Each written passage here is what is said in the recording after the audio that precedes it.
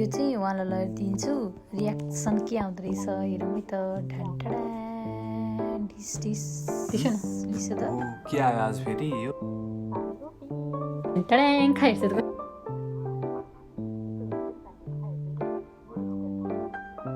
मेरो स्टाइलको पानीरोटी हो उसी मिठो मिठो मिठो मिठो ओके कथाको पानीरोटी ल आज नयाँ चिज खानु पाइयो ल दामी छ है ठिक छ पाके खाने सबै तरकारी हो कि रोटी तरकारी सँगै हो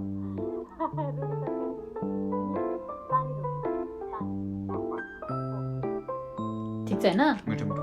ल ओके थ्यांक यू वेलकम